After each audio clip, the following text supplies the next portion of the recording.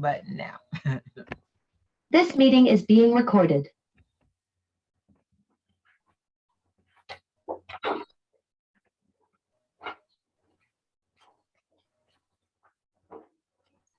The next morning, Sylvia passed the birch on her way to school.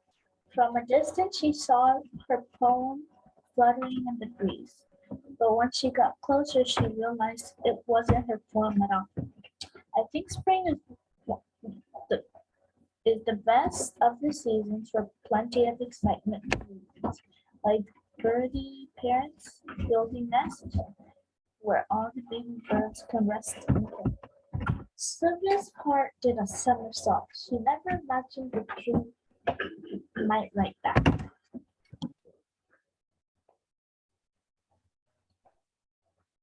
All right.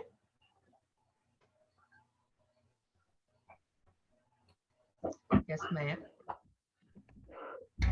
Class, Sylvia daydreamed about her new friend.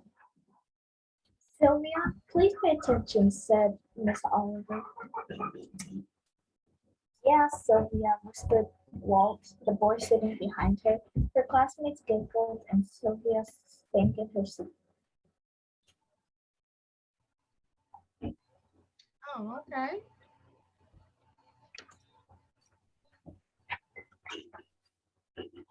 After lunch, Miss Oliver taught the class about haiku.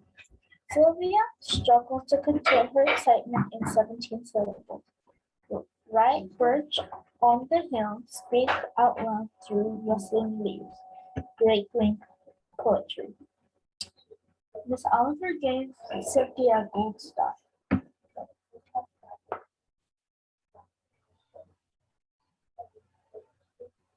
Yes.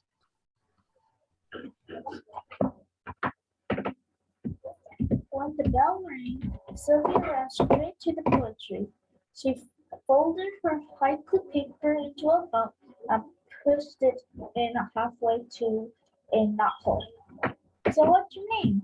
Sylvia asked the tree, but the tree stood silent. Are you shy like me? The tree nodded in the breeze. Sylvia understood. Okay.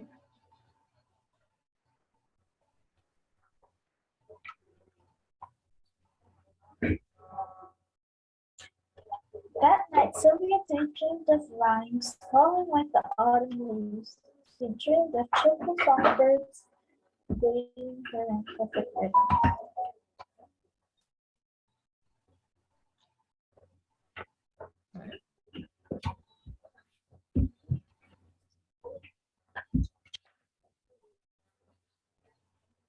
On Saturday morning, Sylvia rushed to the park with the heart full of hope. The knothole was empty and she saw no nuts on the branches, but the whisper of wind in the leaves above her was like a poem. Sylvia looked up and saw fragments of the sky peeking through the treetop. She spoke the words as they bloomed in her mind. Sky so blue, grass so green, tree so tall in between. Favorite friend in morning light and under moon glow late at night.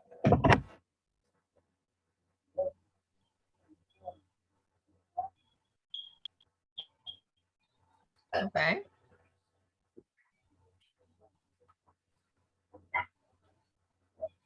Sylvia selected a twig from the ground and gripped it like a pencil. Fine, Sylvia, she wrote in it, but that didn't seem it. Love, Sylvia, she waved her stick in a flourish, accidentally hitting a branch. A lightly folded ninja star fell to her feet. Sylvia couldn't unfold it fast enough.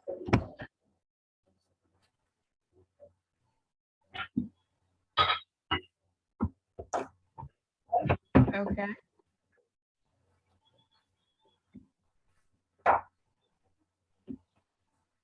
I've wondered why can a tree and a child be friends? Your words give me hope. Sylvia felt a spot in her heart. Good thing she brought sidewalk chalk. She crawled in big blocky lines so the birch can see. I never thought I would see such lovely things from the tree. I wish I could climb and never learn the way to give. But if I lived up in a tree, I'm sure I would miss my family, especially Shell.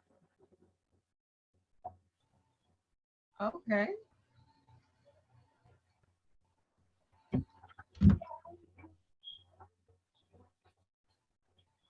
Sylvia thought it was the greatest thing she had written in all her years. She wrapped her arms around the poetry. It was stronger, wiser, and kinder than the children at school. She knew she always would have a friend at the park. She didn't open her eyes until Shell barked. Uh-huh.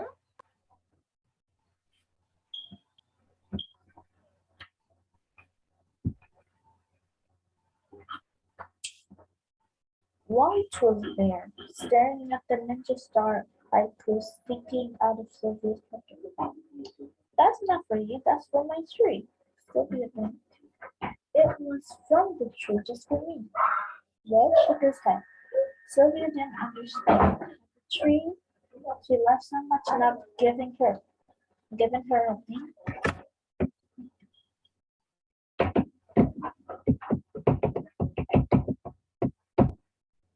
Okay. Okay.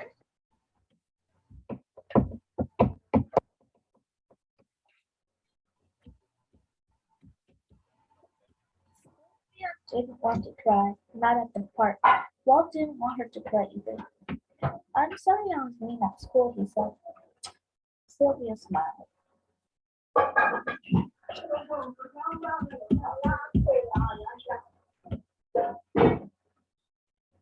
Okay. Okay.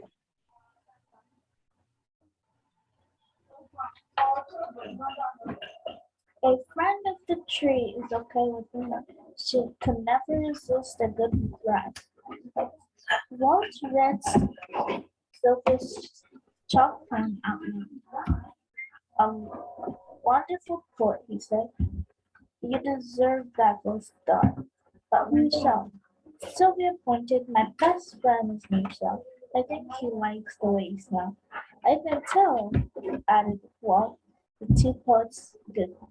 Can I borrow your chalk? Walt composed a neat poem next to Sylvia.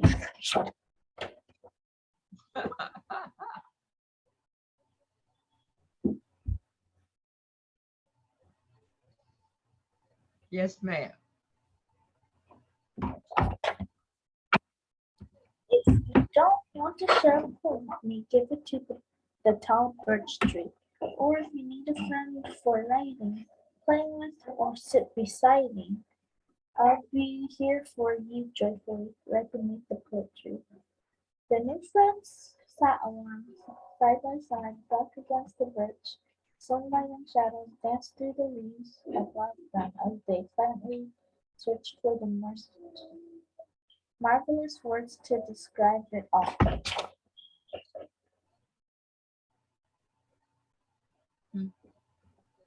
Yeah. Yeah.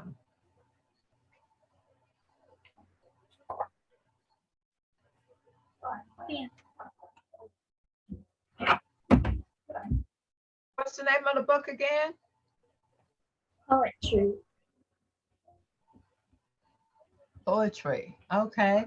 And then tell me what the difference is. What was the poetry about? When the It was poetry about a, a tree, but a girl decided that loves making poets or poetry.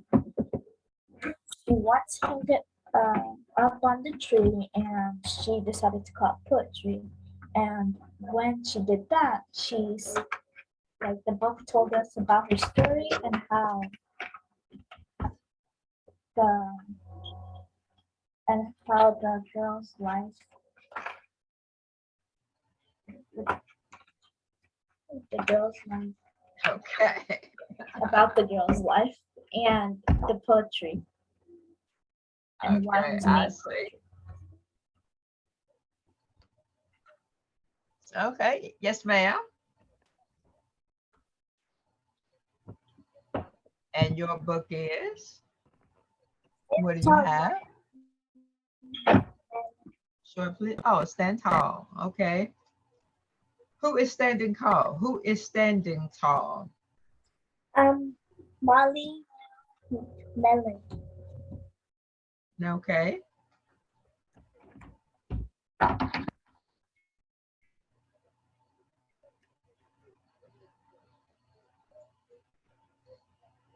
Molly Mellon stood just for this girl in the first grade. She didn't mind. Her grandma had told her, walk as proudly as you can, and the world will look up to you.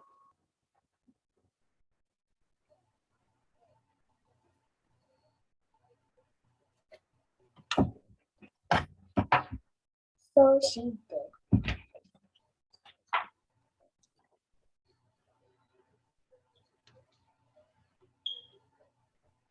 Okay. Okay. Molly Mellon had buck teeth that stuck out so far she could stack pennies on them. She didn't mind. Her grandma had told her, smile big and the world will smile right up alongside you. Okay. Okay. Yes, ma'am. So she did. Oh. Who is she supposed to be? She's supposed to be herself, like she's supposed to act like herself in the outside of home and inside of home. Okay. Molly Melvin had a voice that sounded like a bullfrog being squeezed by a bull concentrate. She didn't mind her grandma had told her, sing out clearly and strong, and the world will cry tears of joy.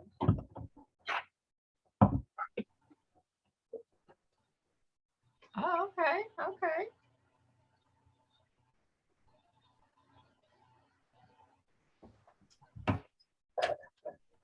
So she did.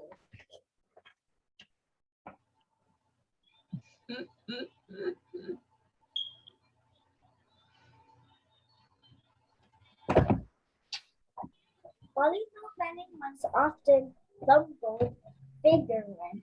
She didn't mind. Her grandma had told her, believe in yourself, and the world will believe in you too.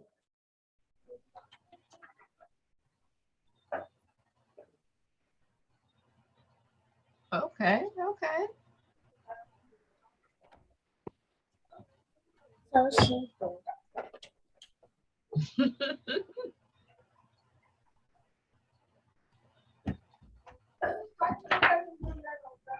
Then Molly Lou Bannon moved to a new town.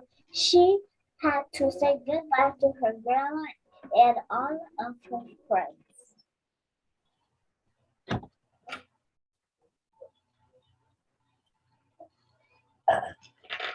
Okay.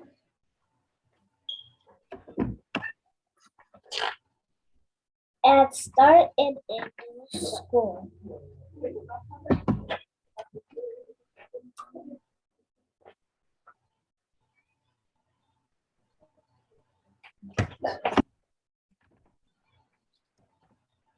On the first day of school, Ronald Duncan called her Shrimp pole in gym class.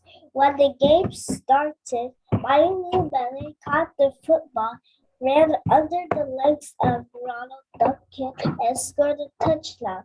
All the children thought, wow, she's good. And Ronald Duncan felt very foolish.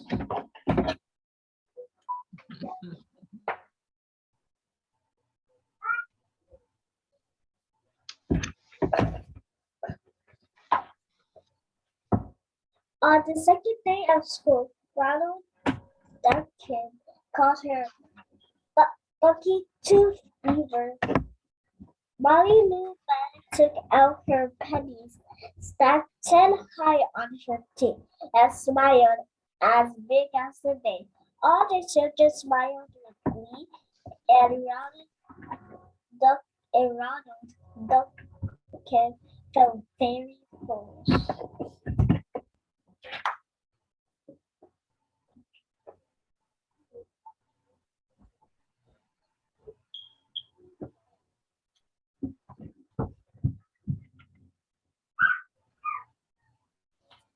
Yes, ma'am. On the third day of school, Ronald Duncan said, "You sound like a sick duck." Hoik, hoik. Molly Melon sang out a quack so clear and strong that it made Ronald Duncan some results. Backwards, he hit his head and had to go to the nurse.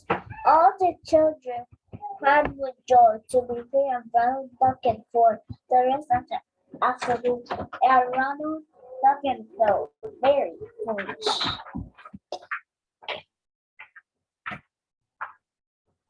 Yes, ma'am. She gonna tell it like it is, okay?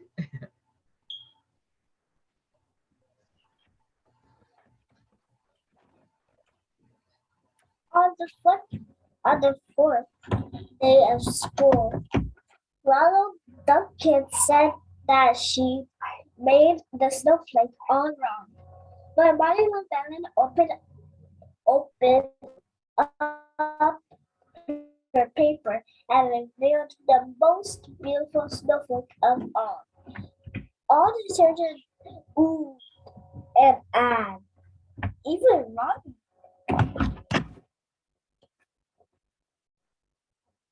Okay, okay.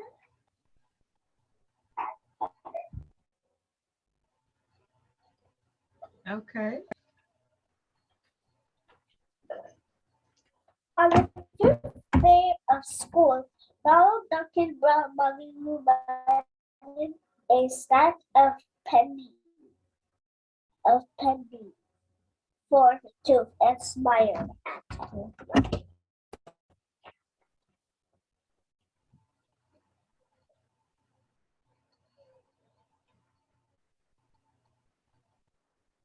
Okay.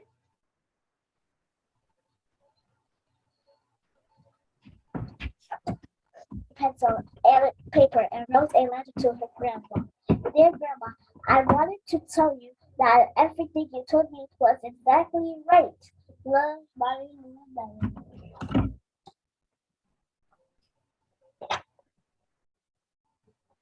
Okay. Now, tell me, who is standing tall? What did you say? You said the Stand Tall. The name of the book is Stand Tall. Who now? It says Stand Tall. Could you show me the book? Llewellyn. Show me the book. Molly Lou Mellon. Okay. And so tell us about Molly Lou standing tall. She was just showing how to stand tall, how to take care of herself. Yeah, how to take care of herself and how to teach Ronald Duncan how to stop bullying Molly Llewellyn. And when he called Molly Llewellyn on those things, she used her grandma advice to use those things on Ronald Duncan. And they use what to take care of, use, and what is used to take care of yourself?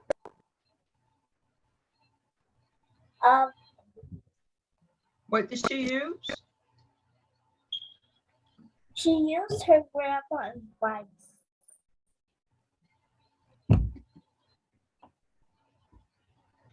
Okay. All right, Marianne, who was that wrote the poetry? She was written by Sean. Could you hold the book up, please? Shamila. I can't see it. Okay. Shahrazad Meridani. Okay, does that sound right?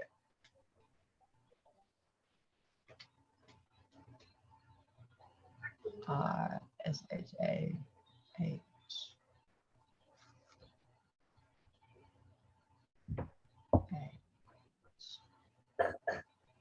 R-S-C-A-T.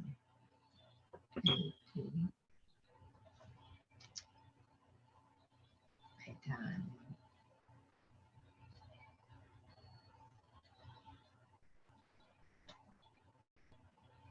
Okay, I thank you for letting me have this information. Now, does anybody have any questions about either one? No? Well, my turn now. Today, this weekend, has either one of y'all heard of James Meredith? No. No? Do you know of the school of the University of Mississippi, Ole Miss? You ever heard of that? Ole Miss is the school up in Oxford, Mississippi. It was the height of segregated schools. James Meredith was the first Black student of the University of Mississippi, Ole Miss. This is the weekend that they are recognizing. This is the 60th year noting that he was the first student at Ole Miss. And I am, wait a minute, let me see here. I am doing the, I am reading the biography that was listed in the newspaper. And it says, civil rights icon, James Meredith, has one mission left. James Meredith desegregated Ole Miss 60 years ago. Ole Miss is the first white college in Mississippi, university. Very segregated. James Meredith was the first Black student who was allowed to come. However, when he did go, he had to have military. The president sent the National Guard to escort him into the school. And y'all look like it's not even in any kind of importance. But, and I guess in my time, or I guess since I'm a few years older than you, this was very important. And since he was the first Black student at the University of Mississippi, the first school and the first Ole Miss, and I don't know if either one of y'all know of the Confederacy. Y'all study in history, the Confederacy? No? Okay. The Confederacy was come back when the United States was in that army that had their slaves. That was the Confederacy, and the Confederacy includes most of the states in the South: Georgia, Alabama, Mississippi, Louisiana, and Texas. That is considered the Confederacy that had most of the slaves. Anyway, enough said. James Meredith was the first Black student to attend. And it was so noted that he had to have the National Guard to escort him on campus. And they are recognizing that this is his 60-year anniversary to attend. James Meredith, soldier on his final mission, one he says was given to him by God. The 89-year-old giant of the civil rights era is now 60 years removed from desegregation at the University of Mississippi, but he's still trying to find a big change in the world of the state today that he called much of his life.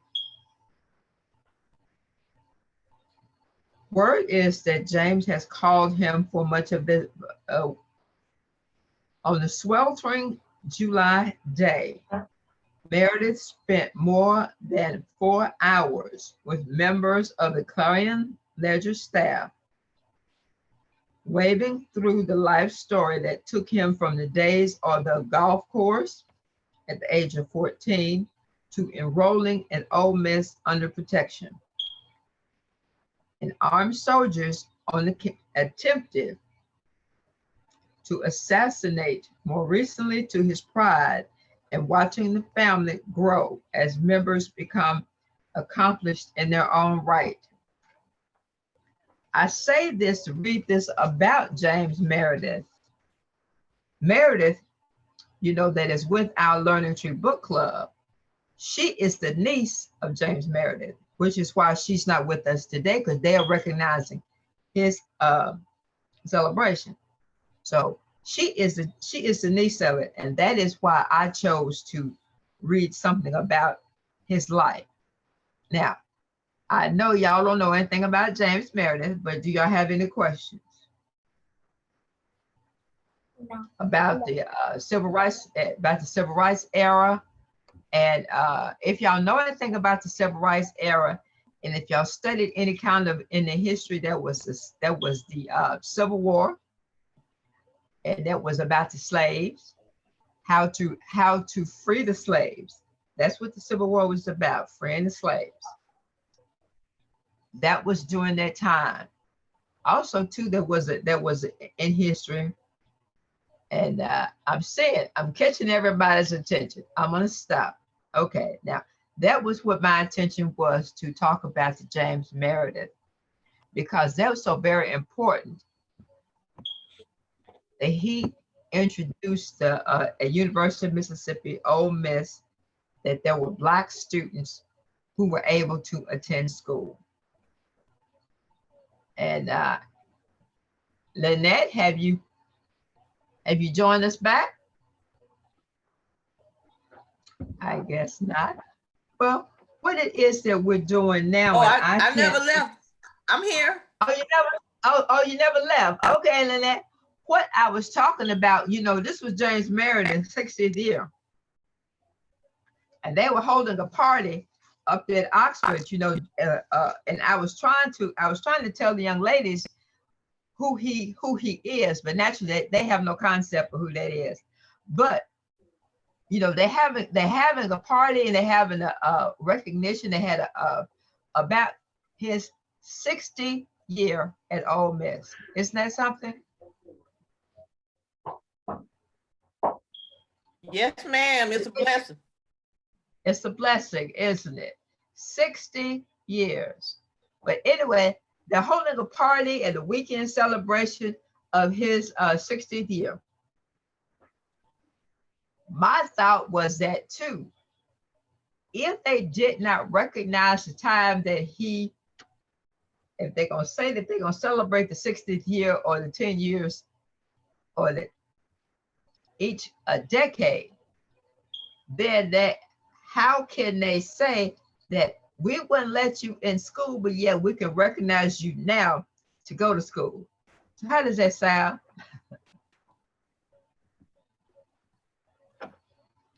Well, he was a pioneer and he made it possible. Yes, and it was an article.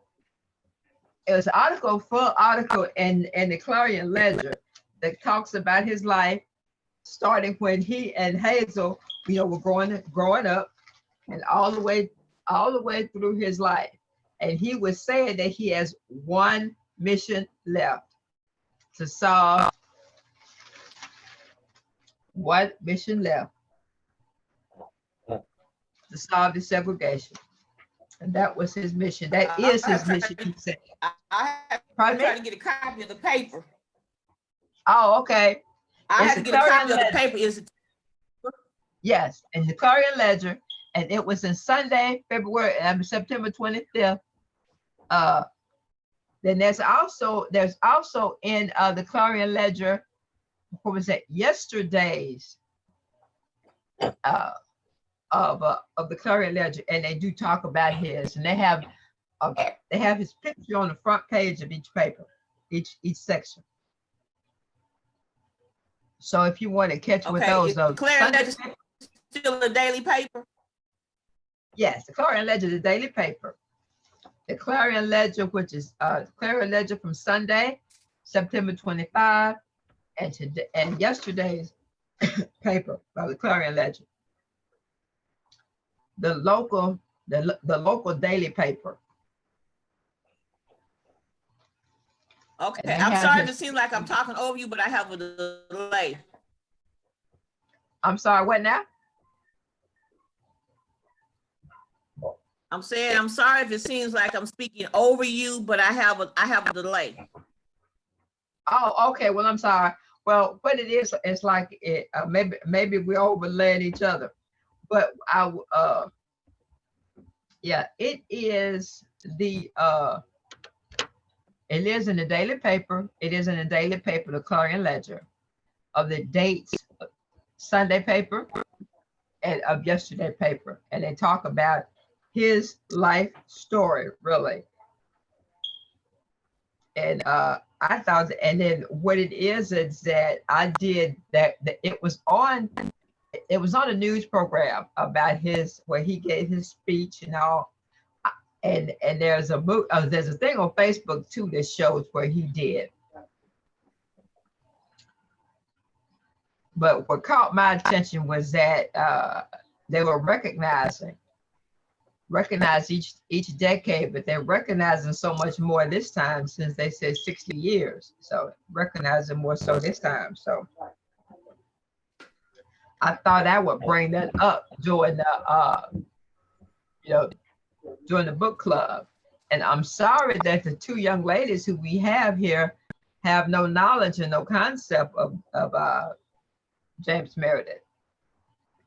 In your history class, ask the question about James Meredith, the Civil War, and all of the segregation of the South. When you're in school, ask that question.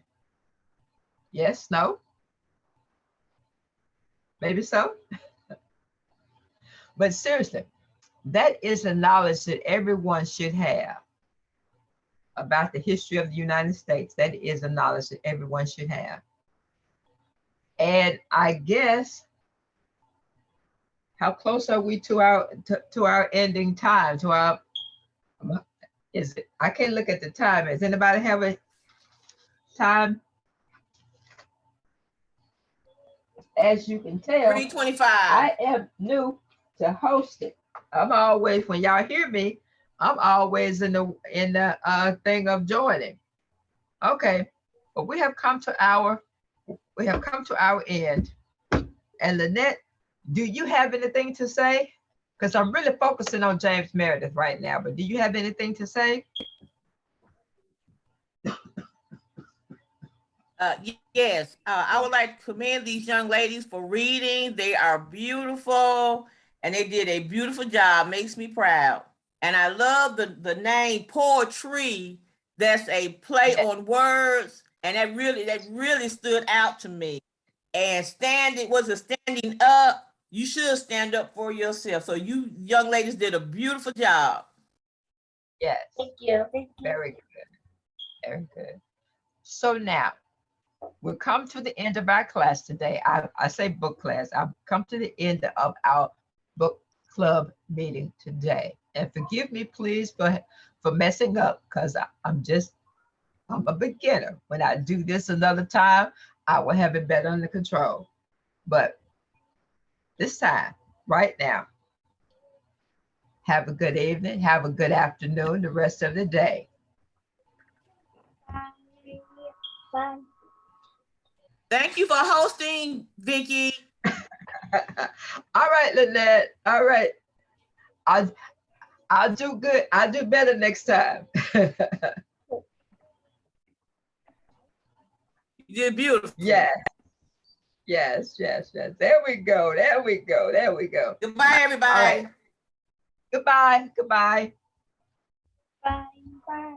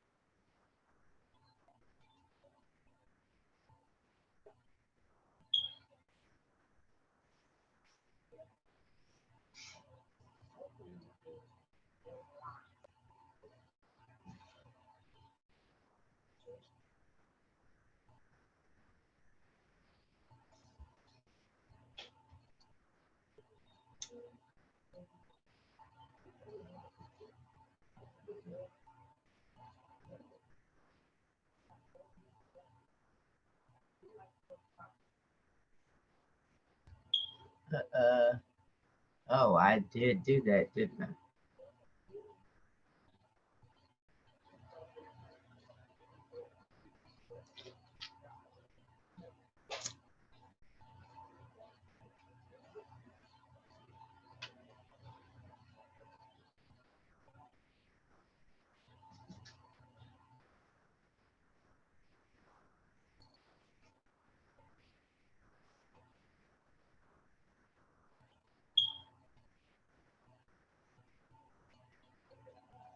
Hello. Hey, Hi. hey, I'm Kayla. I'm just gonna be the CNA. Oh, for the okay. next shift. I'm Vicky. Oh, you are Vicky. Vicky? Yeah. Nice to meet you.